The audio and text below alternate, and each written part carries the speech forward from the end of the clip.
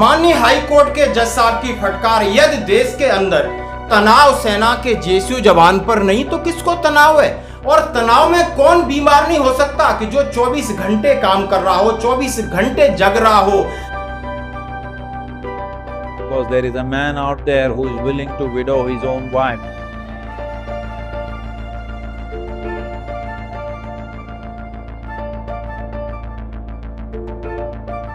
I asked him, what was his name? Baram, he was from Sikar district in Rajasthan. How are you, son? It way, थोड़ी सी तकलीफ बढ़ाने का after all these injuries.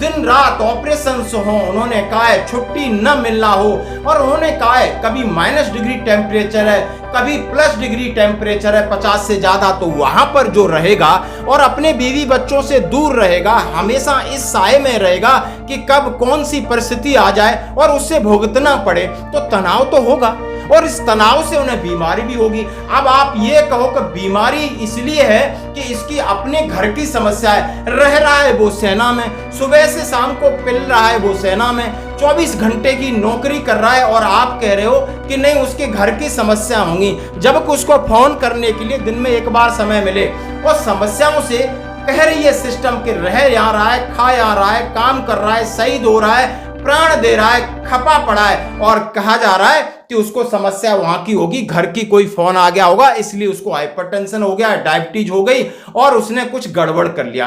अरे शर्म करो, जज साहब कह रहे हैं। आखिर सेना में कितना तनाव है और सैनिक कितने तनाव में रहते हैं, ये आपको सुनकर हैरानी होगी। यूएसआई के रिसर्च फेलो कर्नल AK मोर ने 1920 में एक सर्वे किया था, वहां पर उन्होंने पाया, यानी United service institute of India का अध्ययन है, उसमें कहा गया है कि सैनिक मतलब इस टेंशन से इतने ज्यादा अपने प्राण गंवा देते हैं कि इतने दुश्मन से लड़के ऑपरेशन में नहीं गंवाते।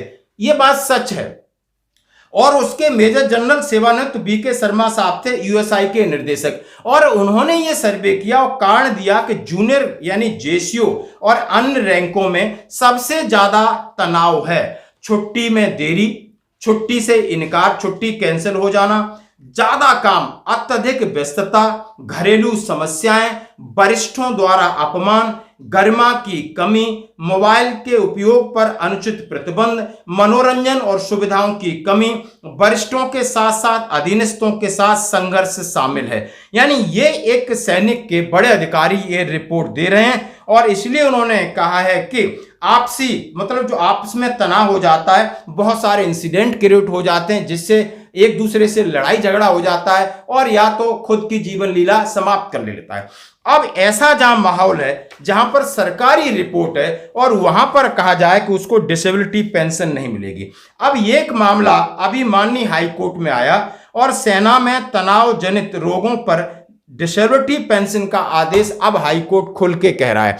केंद्र सरकार को फटकार लगाइए, MOD को लगाइए कि आप लोग इतने जो जेएसयू जवान नौकरी कर रहे हैं और इनके अंदर ये तनाव नहीं होगा तो किसके अंदर तनाव होगा। और ये मामला है दिल्ली हाई कोर्ट ने एक अहम फैसले में एक एयरफोर्स के यानी एक वारंट अफसर जिनके लिए डिसेबिलिटी पेंशन को सिरे से खारिज कर दिया गया था, AFT ने उनके पक्ष में निर्णय दिया। उसके बाद मामला हाई कोर्ट में जाता है और वहां पर हाई कोर्ट में मामला कौन ले जाता है? MOD ले जाती है और केंद्र सरकार ले जाती है।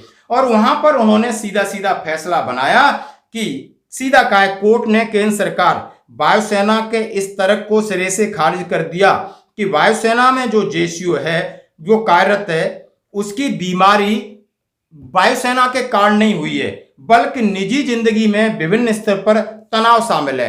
वो कह रहे हैं कि हमेशा माननीय हाईकोर्ट कह रहा है वो हमेशा 24 घंटे यहाँ रह रहा है, यहाँ काम कर रहा है, इस सिस्टम में रह रहा है, तो बाहर का प्रभाव क्या पड़ेगा। उन्होंने कहा अधिकांश समय वो कार्यस्थल पर गुजारता है, इस तनाव को निजी नहीं माना जा सकता।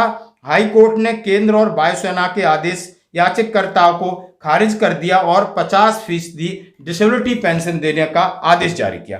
तो दोस्तों आप देख सकते हो कि एक सैनिक अपनी जान खपा के नौकरी करता है। अब मैं थोड़ा उदाहरण दूंगा।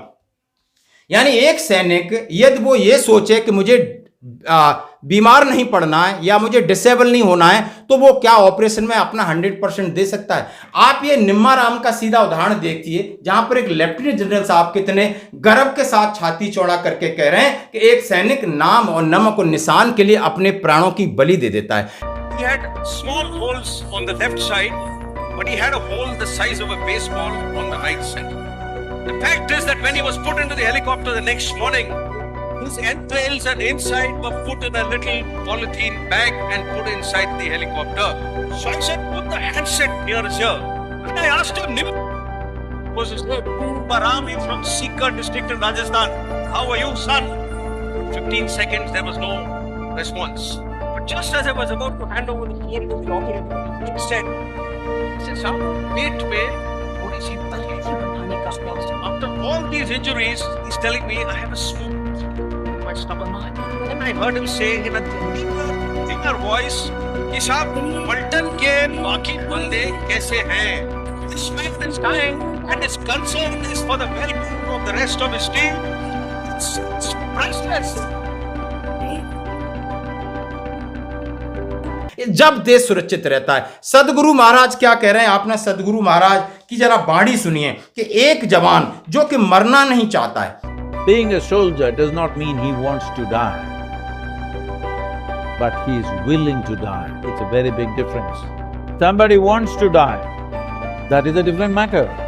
Somebody wants to live, but he is willing to die for something that matters to everybody. लेकिन इस देश की एकता अखंडता के लिए वो मरने के लिए भी विलिंग है और चाहता है कि किसी की मांग का सिंदूर न उजड़े, भले उसकी पत्नी की मांग का सिंदूर उजड़ जाए। वो चाहता है कि किसी कोई बच्चा अनाथ न हो और भले उसका बच्चा अनाथ हो जाए। यानी इस कॉस्ट के ऊपर देश की रक्षा करता है, देश के लोगों की रक्षा करता है। लेकिन जब उसे कुछ देने का समय आता है तो किस तरीके से ये सरकार मुंह फेरती है, ये जीता जाता आज का उदाहरण है। इसलिए बहुत गुस्सा है, एक तकलीफ भी है।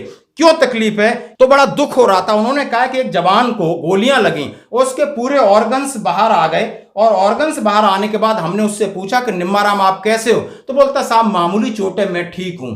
और ये पूछ रहा साहब पलटन के लोग कैसे? क्या बात है कि वो पलटन की फिर भी चिंता कर रहा है। इसको कहते हैं नाम नमक और निशान के लिए अपनी जिंदगी दांव पे लगाता है। यदि इसी तरह इग्नोर करते रहे और इसी तरीके से रहा तो आखिर देशभक्त कहां से लेके आओगे? क्या देशभक्ति या देश की सेना में राजनेताओं के बच्चे भर्ती होंगे? क्या क्रिकेटरों के भर्ती होंगे? क्या पैसे वालों के बच्चे आएंगे? नहीं। आज इस जज्बे को खत्म करने की ये साजिश है, इसको आपको सोचना होगा। सैनिक क्या मांग रहा है? सैनिक कौन से एजिटेशन कर रहा है? सैनिक के पास कौन सी इतना बड़ा वो हड़ताल करने जा रहा है? यदि वो सही तरीके से तो मांगता भी नहीं है। जब उसकी आरएमबी होती है चुपचाप बैठा रहता है, 10 सलूट मारता है, साहब ने जो लिख दिया मेडिकल अफसर ने, चुपचाप लेके आता है, उसको पता कुछ नहीं होता है। जब कोई बताता है, एएफटी में जाता है, वकीलों को पैसे देता है, एक डिसीजन मिलता है, 10-50 हजार खर्च करने के बाद उसको फिर निराशा मिलती है। आखिर ये सत्ता पर बैठे हुए बड़े लोग एक सोच क्यों नहीं रहे कि इस देश को बचाने वाला उसकी मजबूरी नहीं है, यह देशभक्ति है। इस देशभक्ति को मजबूरी मत बनाओ, नहीं कल युवा इस देश की रक्षा के लिए आगे नहीं आएगा, फिर कौन करेगा इस देश की रक्षा? आपके बच्चे तो आएंगे नहीं जो कि विदेश में पढ़ेंगे या राजनेता बनेंगे, क्रिकेटर बनेंगे, अभिनेता बनेंगे, नाचेंगे, गाएंगे, पैसे लूटेंगे, सब कुछ करेंगे, लेकिन देश की रक्षा कौन करेगा? देश को समझना चाहिए, राजनेताओं को समझना चाहिए कि फौज कुछ मांगती नहीं है, उसको बिना मांगे आप जितना दे रहे हो उतना कम है। आपकी क्या राय है? धन्यवाद।